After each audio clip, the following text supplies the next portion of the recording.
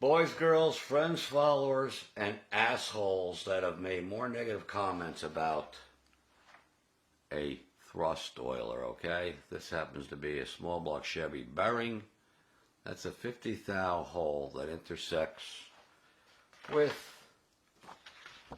the main bearing saddle right here, okay? That's only a 50 thou hole, all right? Going into a pressurized oil feed to the main bearings, okay? I went through the trouble. This is my final video on this. I do this to help you guys out and my friends and followers. I'm not going to make a second take of this motherfucker. I appreciate it.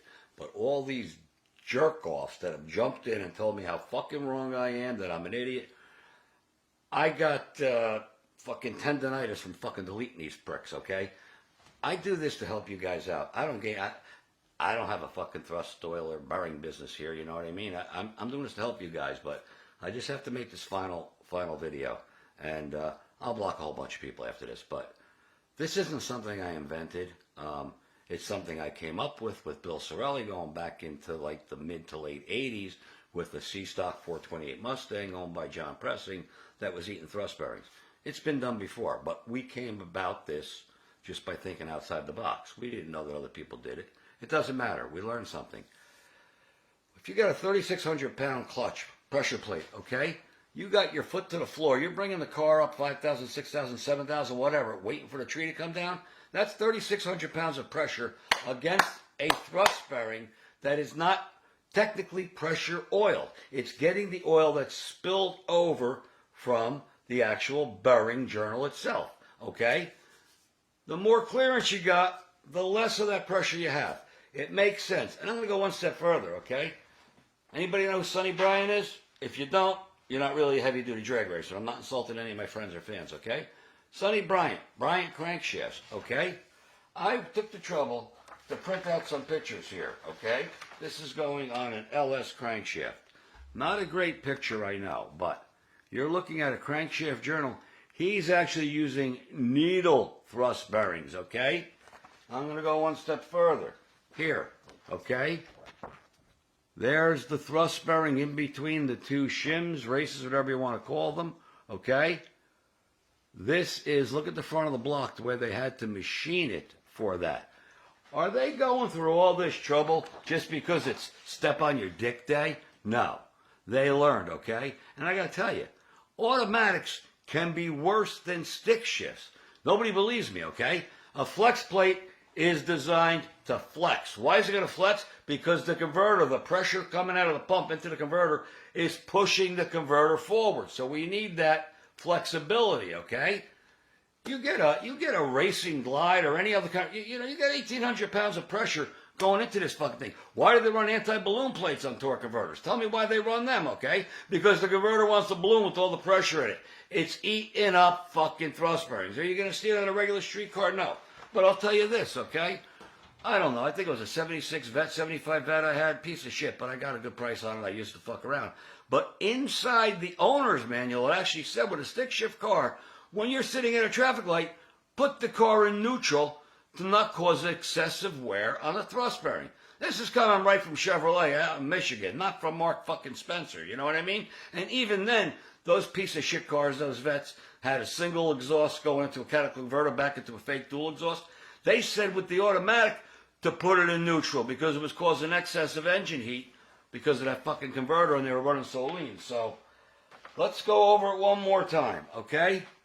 You intersect the main feed. This is the engine looking at it with the oil pan side up, okay? You intersect that feed, wherever your thrust bearing is. Number 5 in the middle of the engine, it doesn't fucking matter.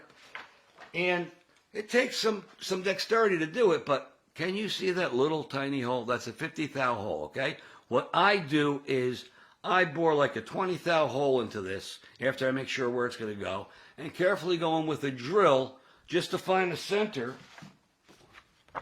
in the main bearing saddle. And then I drill at the sides and make sure I intersect. Obviously, this engine is not assembled. It's not final assembly. Don't forget, these oil feeds are coming from the cam bearings, okay? The engine is upside down here, okay? You go and drill this with your cam bearings in, forget about it. Put the engine up for sale, okay? This has to be done before final wash, final assembly, no bearings installed. I do it on 75% of the engines I build that are hot motors. I don't build engines for people anymore. It's just not worth it. But I am done. I'll respond to people, but I have fucking tendonitis or whatever you want to call it from blocking people and telling them to go fuck themselves. And I go and I check these guys out. Why? I don't know. Why do I aggravate myself? I check out these guys that are telling me what I should be doing. They got 135 friends and they work for UPS.